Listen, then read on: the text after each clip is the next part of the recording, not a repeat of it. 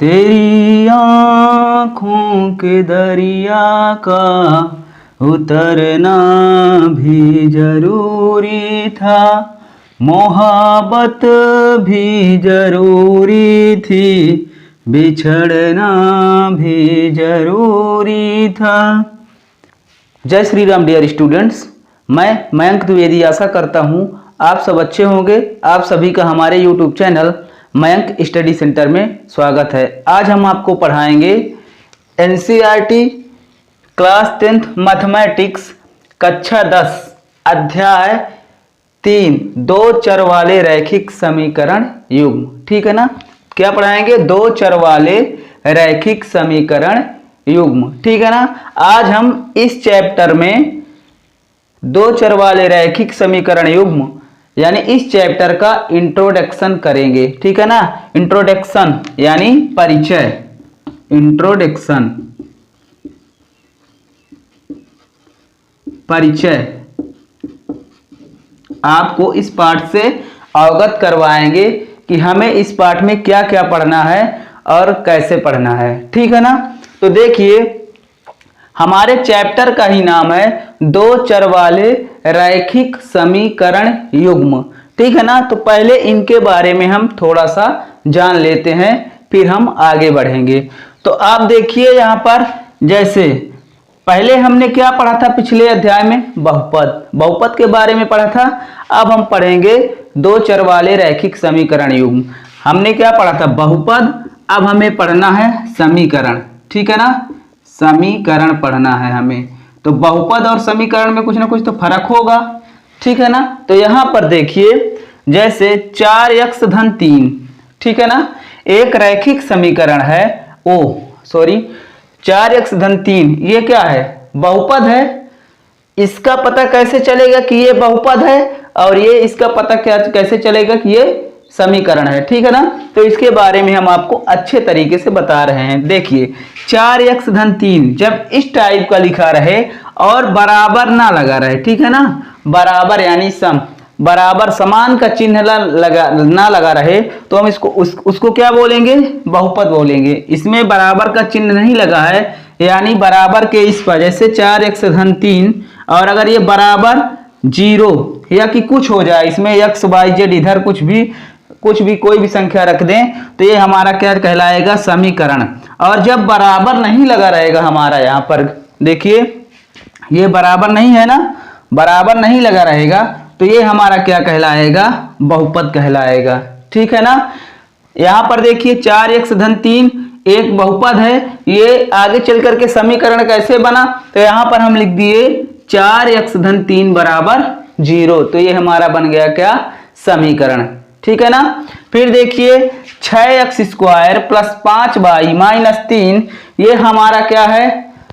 बहुपद है। ठीक है ना, क्योंकि इसमें बराबर का चिन्ह नहीं लगा है। और इधर देखिए 6x square plus 5y minus 3 बराबर z, इसको हमने क्या बना दिया? समीकरण। यानी बराबर के इस पार यानी राइट साइड में अगर हम कुछ रख देंगे, कोई भी ABCD या कि कोई भी संख्या 1 2 3 4, तो हमारा क्या हो जाएगा? समीकरण हो जाएगा। समझ में आया? जैसे यहाँ पर हम कह रहे हैं 5x माइनस 3 ये हमारा क्या है? तो आप क्या बोलोगे? बहुपद। ये अभी बहुपद है, पर आगे अबर बहुपद है, पर अगर इसको हमें क्या बनाना है? समीकरण। तो हम इसको कैसे बना सकते हैं? इसको लिख सकते हैं कि 5x माइनस 3 बराबर 2y, तो ये हमारा क्या हो जाएगा? समीकरण बन जाएगा। ठीक है ना, अगर 2 बस भी रखेंगे तो भी हमारा ये समीकरण होगा। इतना समझ में आया आपको? अब चलिए हम थोड़ा सा जान लेते हैं दो चर वाले रैखिक समीकरण युग्म। ठीक है ना, इसमें क्या कह रहा है कि दो चर वाले रैखिक समीकरण युग्म। कहने का मतलब हमने रैखिक समीकरण युग्म हमें पढ़ना है, यानी एक घात वाला समीकरण। ठीक है ना, जिसको हम बोलते हैं रैखिक समीकरण युग्म। ठीक है ना, दो चर कह रहा है, तो दो चर का मतलब कि जिसमें दो चर हो, जैसे कि या x y हो, या कि p q हो, या कि एस टी हो, इस तरह का समीकरण जिसमें दो चर हो। पहला चर x दूसरा चर y, पहला चर p दूसरा चर q, पहला चर s दूसरा चर t। तो इसके एग्जाम्पल जैसे x धन 3y बराबर 6। युग्म कह रहा है, युग्म का मतलब जोड़ा। तो यहाँ पर देखिए एक ये जोड़ा वाला समीकरण हो गया ना, दो समीकरण है, वो भी रैखिक। रैखिक का मतलब एक घात वाला, इनकी घात सभी की क्या है, एक है, कोई पावर नहीं चढ़ी है, यानी घात एक है। तो x धन 3y बराबर 6, इसमें एक चर ये हुआ और एक चर हुआ, एक चर y हुआ, तो ये क्या हो गया, दो चर वाला। इधर देखिए x और y यानी दो चर वाला। तो इस तरह के समीकरणों को हम क्या कहते हैं, दो चर वाले रैखिक समीकरण। ठीक है ना, रैखिक का मतलब घात एक वाला, इन सभी की घात क्या है, एक है। ठीक है ना, चलिए अब हम आगे चलेंगे, आपको और परिचय करवाते हैं इस पाठ से। अब हम इसको बताएंगे कि दो चर वाले रैखिक समीकरण, ठीक है ना, दो चर वाले टू वेरिएबल्स, ठीक है ना, दो चर वाले रैखिक समीकरण युग्म को कितनी तरह से यानी कि कितने प्रकार से हल कर सकते हैं। तो पहली विधि है हमारी ग्राफी विधि और दूसरी है हमारी बीजगणितीय विधि। कौन कौन सी विधियां हैं, पहली ग्राफी विधि और दूसरी है बीजगणितीय विधि। तो ग्राफी विधि के कोई प्रकार नहीं है, लेकिन आगे चल के बीजगणितीय विधि हमारी तीन, ठीक है ना, तीन प्रकारों में बढ़ जाती है। तो पहला है प्रतिस्थापन विधि, दूसरा है विलोपन विधि और तीसरा है वज्र गुणन विधि। प्रतिस्थापन, विलोपन और वज्र गुणन विधि, ठीक है ना। तो सबसे इंपॉर्टेंट पहला है प्रतिस्थापन विधि और दूसरा है विलोपन विधि। इन दोनों से हमेशा आपके परीक्षा में क्वेश्चन पूछा जाता है। कौन, किससे किससे, प्रतिस्थापन और विलोपन। प्रतिस्थापन और विलोपन आपसे बनने लगेगा। मेन उद्देश्य इसमें यही है, केवल प्रतिस्थापन और विलोपन को पढ़ने का, ठीक है ना। प्रतिस्थापन और विलोपन आपसे अच्छी से आनी चाहिए, ठीक। चलिए अब हम आगे चलते हैं, वीडियो पर बने रहिएगा, वीडियो को ज़्यादा से ज़्यादा शेयर करिएगा और वीडियो को लाइक कर दीजिएगा। चैनल पर जो भी नए हैं तो चैनल को सब्सक्राइब कर देंगे। अब हम चलते हैं आगे, ठीक छात्रों। अब आप देख लीजिए सारणी 3.1, ठीक है ना। इंट्रोडक्शन में इस चैप्टर के परिचय में सारणी ये जो 3.1 है आपके किताब में बहुत ही महत्वपूर्ण है, ठीक है ना। ये सारणी अगर आप अच्छे से ये सारणी आपको समझ में आ गई तो आप पूरे सवाल आसानी से कर सकते हैं, ठीक है ना। आपको किसी भी सवाल में कोई भी दिक्कत नहीं होगी, ठीक है प्यारे छात्रों। तो यहाँ पर देख लीजिए क्रमांक संख्या 1 2 3 रेखा युग्म A1/A2 B1/B2 C1/C2 अनुपातों की तुलना, ग्राफीय निरूपण और बीजगणितीय निरूपण, ठीक है ना। तो यहाँ पर आप देखोगे इस सारणी में, तो देखिए ग्राफीय लेकर लेता हूँ पूजा फिर। तो प्यारे छात्रों ये सारणी 3.1 इसके बारे में हम जानेंगे। इस पूरे चैप्टर में सारणी बहुत ही महत्वपूर्ण है, ठीक है ना। अगर ये इस सारणी को हम अच्छे से समझ गए तो हमें सवाल में कोई भी दिक्कत नहीं होगी। तो यहाँ पर देख लीजिए तीन है सारणी में, 1 2 3 क्रमांक संख्या, रेखा युग्म A1/A2 B1/B2 C1/C2 अनुपातों की तुलना, ग्राफीय निरूपण और बीजगणितीय निरूपण, ठीक है ना। प्रतिच्छेद करती हुई रेखाएं, जब रेखाएं प्रतिच्छेद करती हैं तो केवल एक हल होता है यानी अद्वितीय हल। संपाती रेखाएं होती हैं तो अपरिमित रूप से अनेक हल होते हैं। समांतर रेखाएं होती हैं तो कोई हल नहीं होता। इनके बारे में हम आपको डिटेल में समझाएंगे, ठीक है ना। अब देखिए यहां पर हम देखेंगे ये पहला उठा करके हम देख रहे हैं समीकरण, रैखिक समीकरण का युग्म क्या है, पहला x - 2y बराबर 0 और दूसरा है 3x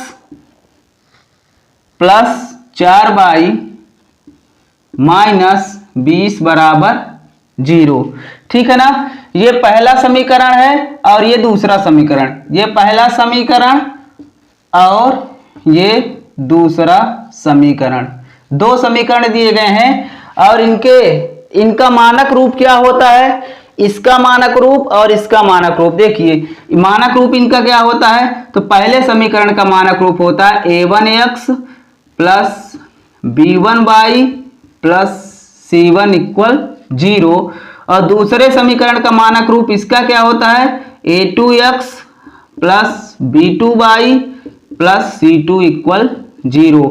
जब आपको इस तरह सवाल में क्या दिया गया रहेगा, दो समीकरण दिए रहेंगे, दो चर वाले रैखिक समीकरण, तो उनका पहले का मानक रूप होगा ये पहला मानक रूप, और ये हो जाएगा आपका दूसरा मानक रूप a1x plus b1y plus c1 equal 0, फिर a2x plus b2y plus c2 equal 0। तो देखिए यहाँ पर आप पहले मानक रूप की तुलना पहले समीकरण से कर दीजिए। तो यहाँ पर a1 बराबर क्या है, a1 यहाँ पर देख लीजिए a1 के सामने x है, यानी x का गुणांक कितना है 1, तो यहाँ पर हो जाएगा a1 बराबर 1, b1 बराबर कितना है, तो b1 बराबर 2, c1 कितना है, तो c1 बराबर 0। फिर देखिए इस वाले में आ जाइए आप a2 दूसरे समीकरण में, तो a2 बराबर क्या दिया गया है 3, b2 बराबर क्या दिया गया है 4, और C2 बराबर क्या दिया गया है, तो -20। इधर देख लीजिए आप C2 बराबर -20, ठीक है ना। तो अब देखिए इनकी तुलना, अनुपातों की तुलना होगी। यहाँ पर ये अनुपात है, अनुपातों की तुलना। तो यहाँ पर हम लिखेंगे a1 बटा a2 बराबर, तो a1 बटे a2 कितना है यहाँ पर, तो a1 बटे a2 देखोगे तो a1 1 है और a2 कितना है 3, तो यहाँ पर हो जाएगा 1 बटा 3। फिर b1 बटा b2, तो b1 बटा b2 कितना है 2 बटा 4, तो यहाँ पर हो जाएगा 2 बटा 4, ठीक है ना। c1 2 बटा 4 का मतलब 2 1 कम 2, 2 दूना 4 यानी 1 बटा 2, और c1 बटा c2 कितना है 0 बटा -20। तो यहाँ पर आप देखोगे कि a1 बटे a2 बराबर है क्या, नहीं है, b1 बटे b2 बराबर है, नहीं है, ये तीनों बराबर नहीं है। तो यहाँ पर हम लिखेंगे कि a1 बटा a2 बराबर नहीं है b1 बटे b2 के। जब स्टार्टिंग में ही हमारा बराबर नहीं होगा तो हमें इसको लेना है, ले चाहे ना ले कोई मतलब नहीं, ठीक है ना। तो यहाँ पर a1 बटे a2 बराबर नहीं है b1 बटे b2 के। तो जब इस तरह का आएगा अनुपात में a1 बटे a2 बराबर नहीं b1 बटे b2 के, तो रेखाएं कैसी होगी, ग्राफीय निरूपण हमारा कैसे बनेगा, प्रतिच्छेद करती हुई रेखाएं। क्या बनेगा, प्रतिच्छेद करती हुई रेखा, ठीक है ना, प्रतिच्छेद करती हुई रेखा। अब देखिए रेखाएं जब प्रतिच्छेद करती हैं तो कुछ इस तरह प्रतिच्छेद करती है, यानी एक दूसरे को काट रही हैं। तो जब एक दूसरे को काटेंगी तो कितने बिंदु पर काट रही, केवल एक बिंदु पर। तो इसका हल क्या होगा, केवल एक अद्वितीय हल होगा। क्या होगा, केवल एक अद्वितीय हल, ठीक है ना।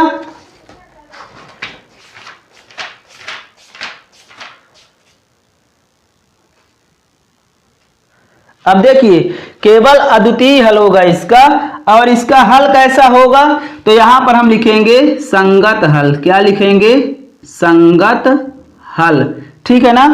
रेखाएं ग्राफीय निरूपण में अद्वितीय, यानी कहने का मतलब ये एक दूसरे को काट रही हैं तो एक बिंदु पर काटेंगी, तो इसका हल क्या होगा, अद्वितीय हल होगा, ठीक है ना। अब चलिए हम चलते हैं आगे।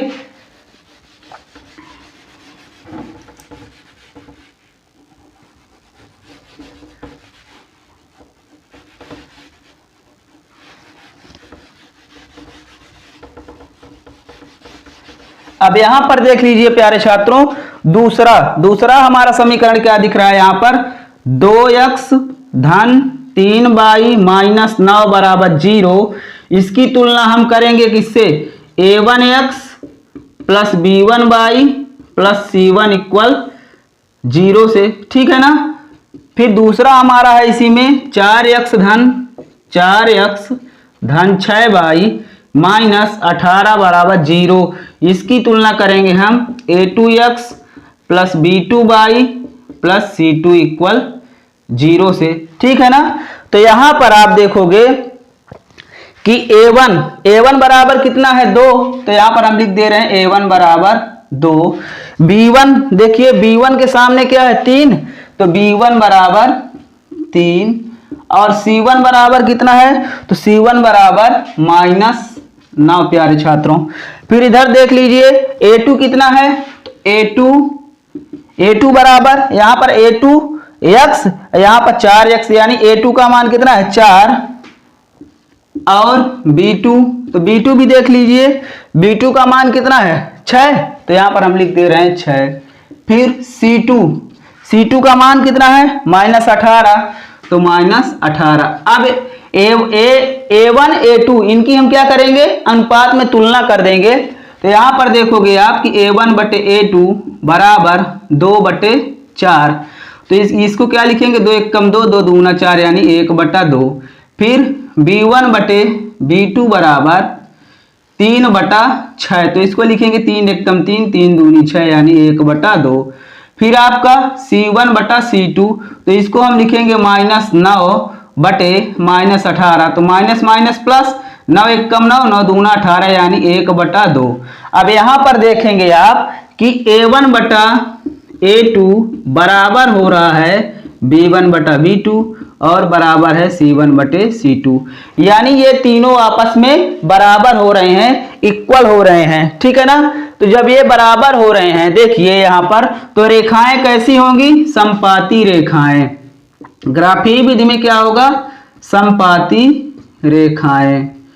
असंपाती रेखाएं का मतलब क्या होता है प्यारे छात्रों कि जैसे ये रेखा है, ठीक है ना, तो रेखा का निर्माण कहाँ से होता है बिंदुओं से, ऐसे बिंदु होते हैं तब रेखा बनती है ना, तो एक रेखा में अनंत बिंदु होते हैं, ठीक है ना। तो संपाती रेखा का मतलब कि एक के ऊपर दूसरी रेखा, ठीक है ना, हम बना दें या कि एक के ऊपर दूसरी रेखा को हम चढ़ा दें तो वो क्या कहलाएगी हमारी संपाती रेखा।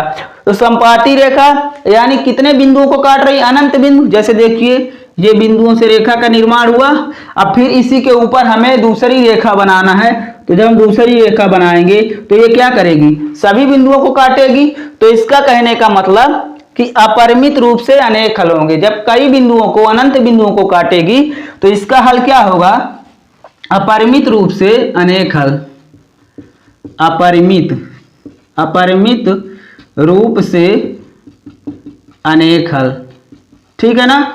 और जब अपरिमित रूप से अनेक हल होगा तो इसका हल कैसा होगा संगत या असंगत। तो आपको क्या बताना है कि इसका हल क्या होगा जब, ठीक है ना, तो इसका हल क्या होगा संगत हल होगा। क्या होगा संगत हल होगा, इसका भी संगत हल होगा और अद्वितीय वाले का भी संगत हल होगा, ठीक है ना। अब चलिए हम चलते हैं आगे।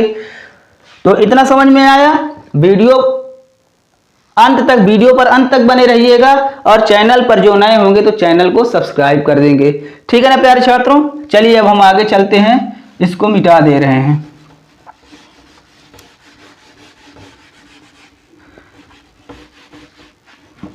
आप इन सब का स्क्रीनशॉट इस सारणी का जरूर ले लीजिएगा क्योंकि ये सारणी बहुत इंपॉर्टेंट है, ठीक है ना। अब देखिए तीसरा पॉइंट है हमारा x प्लस 2y माइनस 4 बराबर 0। इसकी तुलना हम करेंगे a1x plus b1y plus c1 equal 0। फिर दूसरा है हमारा 2x धन 4y माइनस 12 बराबर 0।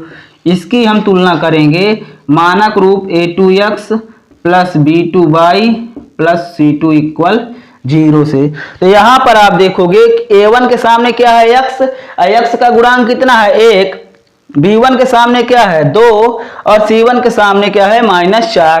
तो यहां पर हम लिख दे रहे हैं a1 बराबर 1, b1 बराबर 2 और c1 बराबर -4, ठीक है ना। फिर दूसरा देखिए a2 की जगह पर क्या है यानी a2x का गुणांक 2, b2 आप देखोगे तो देखिए ये b2 है और ये यहाँ पर 4 है, यानी a1 a2 b2 यानी कहने का मतलब उनकी संख्या लेंगे गुणांक ले लेंगे।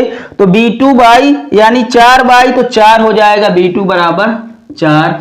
c2 बराबर, तो c2 बराबर आपका क्या होगा c2 यानी -12, तो c2 बराबर -12। अब a1 a2 इनके अनुपात की तुलना कर दीजिए तो यहाँ पर आ जाएगा a1 बटा a2 बराबर 1/2, b1 बटा b2 बराबर 2/4। तो 2/4 को भैया क्या लिखोगे 2 1 कम 2, 2 दूना 4 यानी 1/4। 2। फिर आप कर दीजिए तुलना C1 बटे C2, यहाँ पर लिख रहे हैं C1 बटे C2, तो -4 बटे -12, माइनस माइनस प्लस, 4 एकम 4, 4 तिहाई 12, यानी 1/3। तो यहाँ पर देखिए A1 बटे A2 बराबर है B1 बटे B2 के, परंतु C1 बटे C2 नहीं बराबर है, क्योंकि C1 बटे C2 का मान 1/3 आ रहा है। इतना समझ में आया प्यारे छात्रों। अब देखिए इसका मतलब अनुपातों की तुलना में इसका मतलब क्या होता है, ग्राफीय निरूपण में समांतर रेखाएं, ठीक है ना। तो समांतर रेखा के बारे में आप जानते हैं कि समांतर रेखा क्या होती है। तो समांतर रेखा का मतलब कि ये एक रेखा ये हो गई और भैया दूसरी रेखा इसकी इसी के ठीक सामने या ऊपर, ठीक है ना। तो ये आपस में कभी नहीं मिलती, इनको चाहे जितना बढ़ाया जाए, इधर बढ़ाओगे भैया इधर ये बढ़ जाएगी, इधर ये बढ़ जाएगी, इधर बढ़ाओगे इधर बढ़ जाएगी, पर ये इनका मेल कभी आपस में नहीं होगा, यानी ये एक दूसरे को कभी भी नहीं काट पाएंगी, ठीक है ना। सिंपल सा उदाहरण, रेल की पटरियां, ठीक है ना। तो जो जाती हैं, जैसे रेल की पटरी ऐसे होती है, ठीक, तो वो ठीक है ना। तो यहां पर देखिए ये आपस में कभी नहीं मिलेंगी, ठीक। आपस में जैसे सीढ़ी होती है ना, सीढ़ी कभी आपस में मिलती है, नहीं मिलती। तो यहां पर देखिए आपस में ये कभी नहीं मिलेंगी। तो जब ये आपस में नहीं मिलेगी, एक दूसरे को प्रतिच्छेद नहीं करेंगी, काटेंगी नहीं, तो इनका क्या हल होगा, कोई भी हल नहीं होगा, ठीक है ना। समझ में आया। जब ये एक दूसरे को नहीं काटेंगी तो इनका कोई भी हल नहीं होगा। तो यहां पर क्या हुआ, कोई हल नहीं है। और जब कोई हल नहीं है तो भैया वो संगत है कि असंगत, तो आप बता दोगे असंगत। असंगत किस टाइप का हल है, तो असंगत, क्योंकि भैया कोई मतलब ही नहीं निकल रहा है। जब मतलब इनका मतलब निकला, एक हल हो रहा है, यानी अद्वितीय हल केवल एक हल होगा, प्रतिच्छेदी रेखा में केवल एक हल, तो ये संगत हल। अपरिमित रूप से अनेक हल, यानी समपाती रेखाएं में सभी काट रही हैं बिंदुओं को, तो हो जाएगा संगत हल। और जब कोई हल ही नहीं है भैया, कोई मतलब ही नहीं है, ठीक है ना, कोई लाभ ही नहीं मिल रहा है इनसे, तो ये हो जाएगा असंगत हल, ठीक है ना। तो इस तरह आपको इस सारणी को समझना है और इसको आपको रिवीजन करना है, ठीक है ना। ये आपका रहा इस पाठ का परिचय, ठीक। अब हम आगे चलेंगे। अब यहां पर थोड़ा सा जान लीजिए, अगर अनुपातों की तुलना A1 बटे A2 बराबर नहीं है B1 बटे B2 के, तो रेखाएं कैसी होंगी, प्रतिच्छेदी होंगी। हल कैसा होगा, केवल एक हल होगा, और किस टाइप का होगा, तो संगत हल। फिर दूसरा है A1 बटे A2 बराबर B1 बटे B2 बराबर C1 बटे C2, तो रेखाएं कैसी होंगी, संपाती रेखाएं, अपरिमित रूप से अनेक हल, और हल संगत होगा। फिर A1 बटे A2 बराबर B1 बटे B2 बराबर नहीं है C1 बटे C2 के, तो रेखाएं समांतर होंगी और इनका कोई भी हल नहीं होगा, और ये असंगत हल होगा, ठीक है। तो इस तरह हम आपको इस चैप्टर को समझाए हैं। तो इस वीडियो को ज़्यादा से ज़्यादा शेयर करिएगा और हमारे चैनल को सब्सक्राइब कर लीजिएगा, ठीक है ना। Thanks for watching my YouTube channel. धन्यवाद।